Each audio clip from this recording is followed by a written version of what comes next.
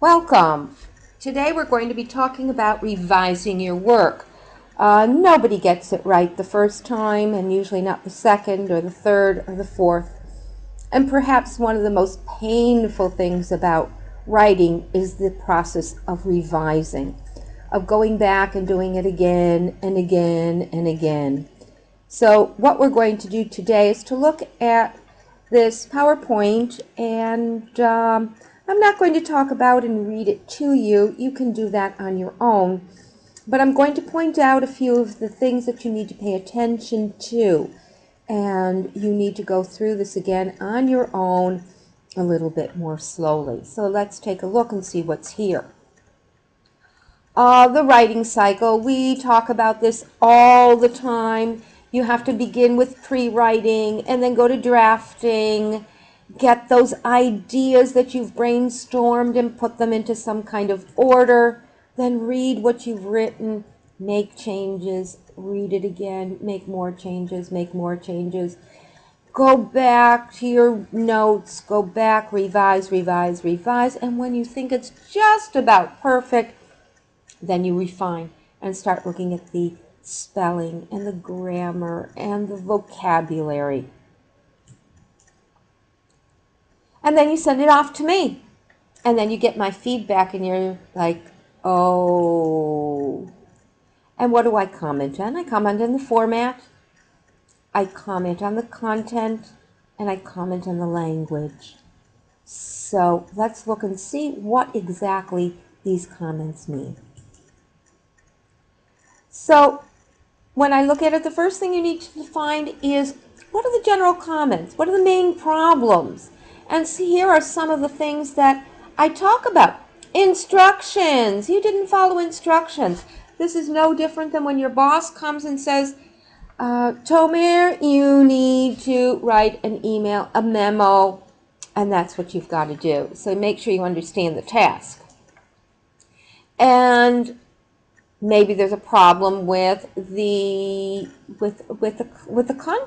format or the content and the information. So what you need to do is to read all of these, decide, is it an issue of format, content, language, and then you can check yourself by clicking here on the answer key.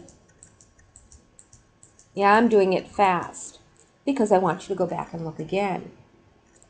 So if we look and we want to comment on specific problems, let's look at the kinds. Good topic sentence, you need supporting information. So when you go back and revise, what do you need to do?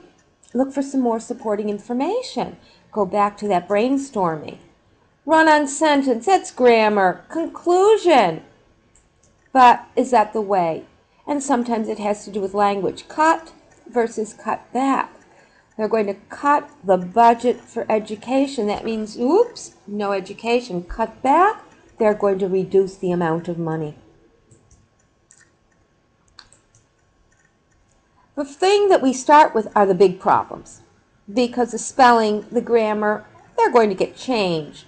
So we need to find a way to look at that. So you can highlight or underline the information in the memo that you want to keep, or cross out the information that's not relevant. And you can do this either on paper or pencil, or you can do it on the computer. It doesn't really matter.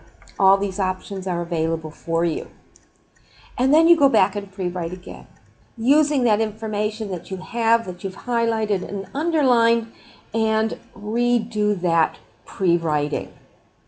And then you start with a new draft. You can use some of those good sentences and some of those things. Remember to pay attention to the formula. Yep. And read the letter out loud. Why not? Does it sound logical? Does it make sense? Does it follow the formula? Are the key points supported? And most will the reader understand my message? That's what we want. And tone. You have to be careful with tone. Too aggressive, too apologetic. And then take a look, eyeball it. Are there paragraphs or that list of sentences? And yes, it means writing and rewriting and rewriting and rewriting and rewriting. And when we want to refine it, and I know so many of you have problems with that vocabulary, grammar, spelling, punctuation, it's not your first language. So what can you do? Read it out loud. Is there a word missing? And here you might want to copy paste your work into a text-to-speech program and see and listen to it. To look at it and listen. Is there a word missing, or is there something that doesn't make sense to you? And you should be able to see that. And does it follow the format of the memo? Is everything capitalized, spelled correctly? Squiggly lines, the red ones, there's a spelling mistake. Green ones, green for grammar. So see what you can do for that one. And what do you remember? And it's your turn to go back to class 5. Okay, so have a look at this on your own and be ready to revise your task for lesson 5. Have a good week. Bye.